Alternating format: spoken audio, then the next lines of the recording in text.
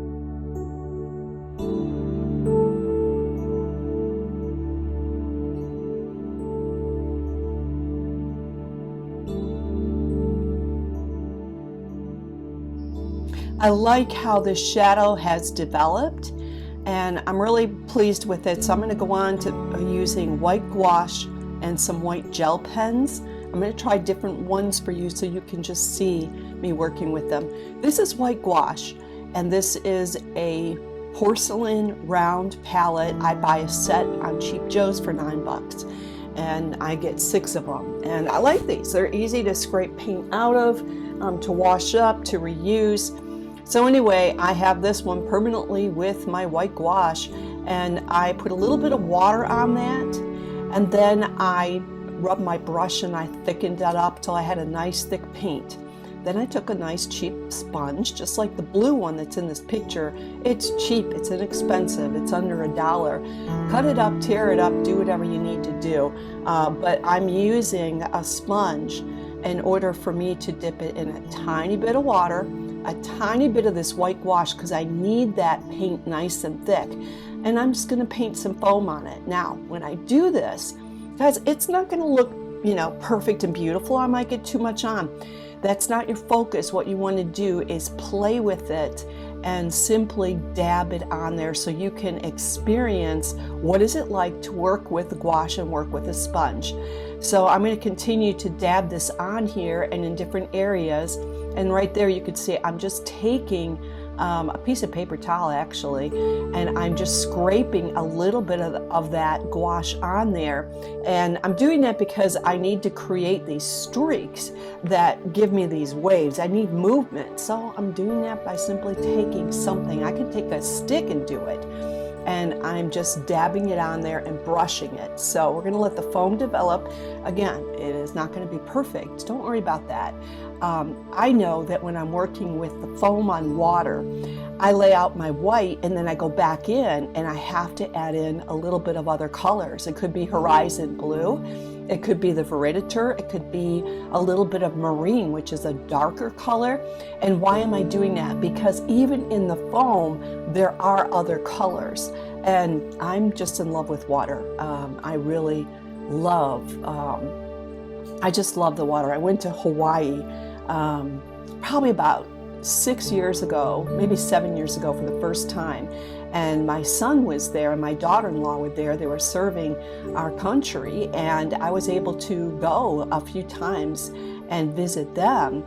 And one of our journeys for the day was heading out onto the ocean for a sailboat ride. And another time my son and I went shark diving. It was so beautiful. I've never seen under the ocean and what it looked like. And the shark dive plus that sailboat ride, I don't know how to put it, but it captured me. And ultramarine blue deep is the closest color that I've seen that matches the ocean. That's how I fell in love with water and the ocean. And that's why you'll see me focus on paint on it. And because it's worked out that I'm not too bad at this. We have to feel proud of ourselves for our accomplishments, and you should too. But because it is something that I can do, I do like to do tutorials on this, and you'll have to tell me if you're benefiting. So right now I've switched in, I know I've added a little bit of shadow in there, but I'm using gouache and my brush is really dry and I'm going to scrape it at times. Sometimes I'm going to try for detail. See this? I'm using the side of the brush and I'm scraping it. It creates a raw type of detail on the picture. It doesn't paint everything white, but it scrapes it and it creates this very creative texture. Okay, so let's continue to watch. Just develop that foam and continue to bring it forth. Again, don't be afraid if you've got too much white. You'll be able to fix that.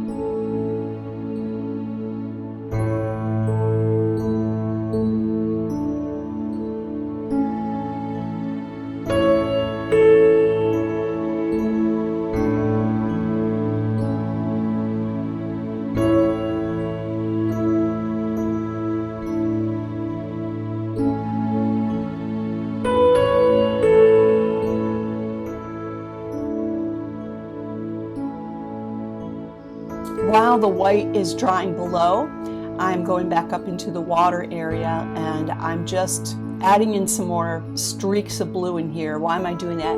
I'm creating depth of color, and you can see this is not perfect every single brush, so that way the photo becomes painted. I love playing with the color in and out of waves, and so I'm adding a tiny bit of yellow ochre in here towards the shoreline. Why? Because that sand is underneath that wave, and so I want to reflect that. Now I do detail work. There's times I really enjoy detail work. It's almost like my mind is thinking about the day and I'm simply enjoying painting. You don't need to paint your detail as much as I am. You can take your brush and you can just stroke in some yellow ochre in there without going into all of the tiny detail I am. Now watch what I'm doing right here. I'm adding in a little bit of burnt umber and a neutral, and I'm darkening up the other side of the wave. I simply looked at my reference picture to look and see where do I have some darkness because my picture was too light. And I'm going to blow this up size-wise in a minute for you so you can take a closer look at what I'm working on. But basically I'm just going back in and I'm saying, okay, where do I need a little bit of color added in here? Where is it like a little too white? And so that's what I'm doing, is identifying in the foam where can I add in. Like right now I'm adding in a little bit of horizon blue, and I know that what this does excuse me, it adds a little bit more depth into the water. It's not just plain foam on top, there's water that's even in that. And I love this, like right there, as I'm adding in this light blue, I love what that does to it. It looks like water and it looks like sand.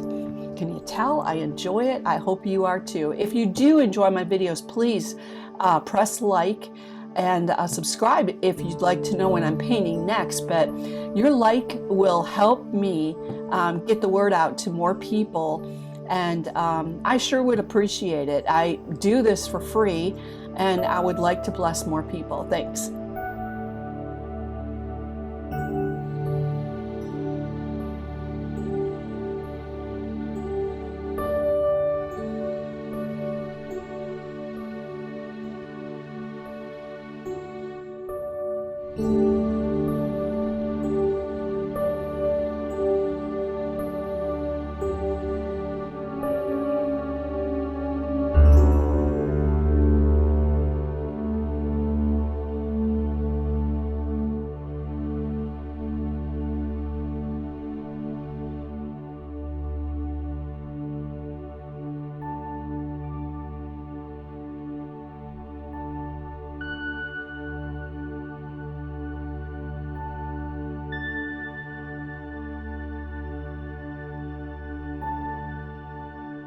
I'm going to use a few different pens for me to create white on the beach, white detail. And again, I love detail. So this is me coming out.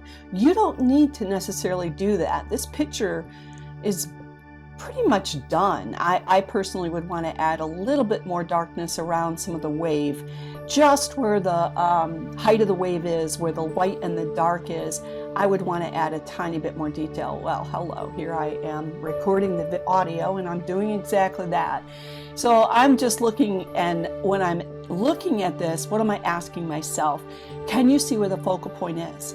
Do I have a place in this picture where there's something that's extremely white or bright against something that's extremely dark? And if my answer is no, I don't have a focal point. And this wave, right where my hand is on that left side, not in the middle, I want to go down a little bit, but that's where my focal point is going to be for this painting. So, excuse me, I'm adding in a little bit of darkness in here. I'm going to grab out a Sakura gel pen and another type of pen that I will use to create some of the white detail. I enjoy that. You don't have to do that. But I do like demonstrating it for you, because if you like it, you need to try it. And I have 4 different types of gel pens. And as I sold paintings, I used it to buy some of my supplies. And I just want to encourage you that even if you're an amateur and you feel like you're just getting into this, if someone says they want to buy your painting, let them. And if you need help with the pricing, excuse me, let me know. And I'll give you some feedback on that. But I loved it because if I sold something, I could use that to purchase more art supplies, and that's how I built my supply. And just so you know, my paintings that I paint are for sale. This one is as well. So I'm adding in colors. You can see this, a little bit of green I'm adding in, a little bit of yellow ochre. So if you're looking at this, you can see that there is sand in that wave and there's water. Anyway, let's continue on, and I'm going to pull out my gel pens in a minute here.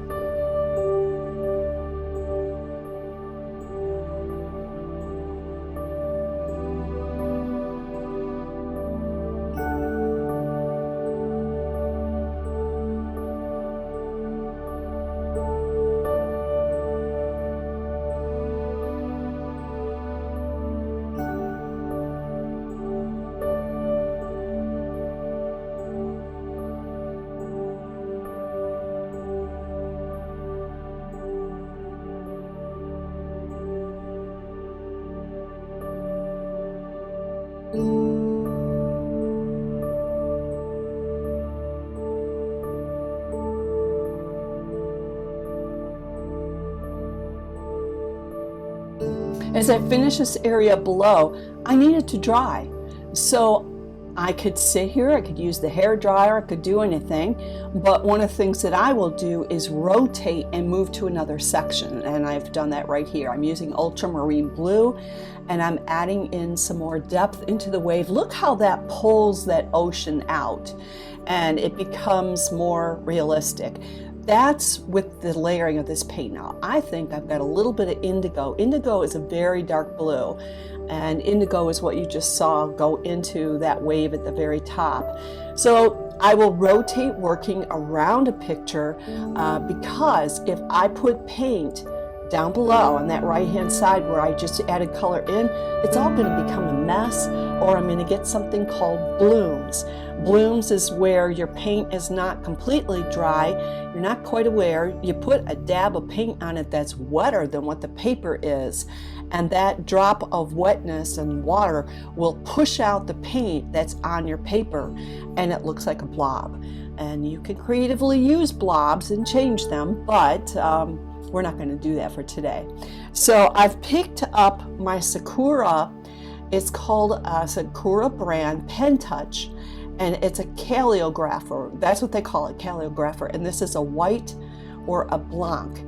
And I am using this in order for me to create the waves. This is the whitest pen that I have. And there's times where you're going to see me push that. I put it into my little white gouache area, and then I'm pushing that pen down. Why?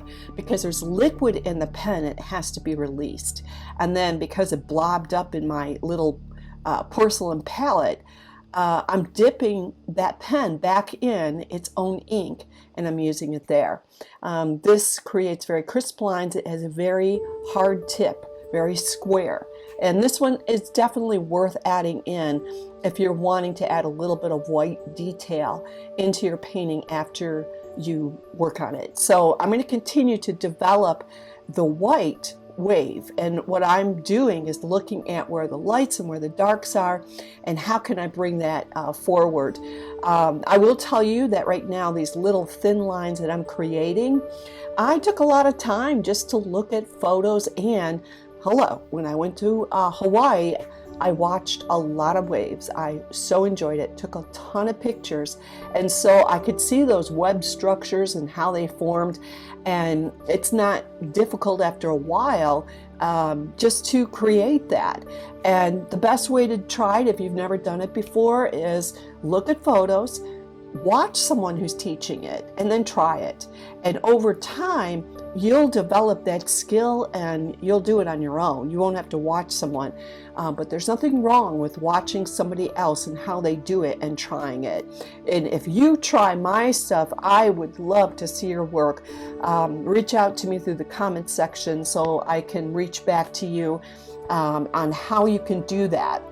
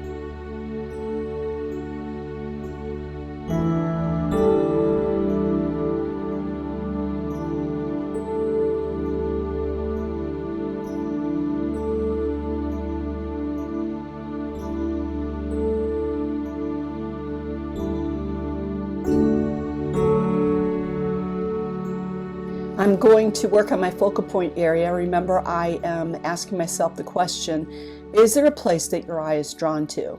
Is there a very strong dark and a very strong light?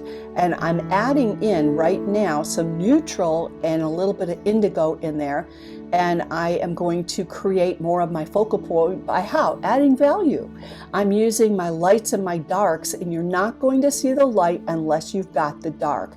So you absolutely have to have some dark in your painting to help pull out the strength of that white foam. And I'm adding in neutral with a little bit of indigo.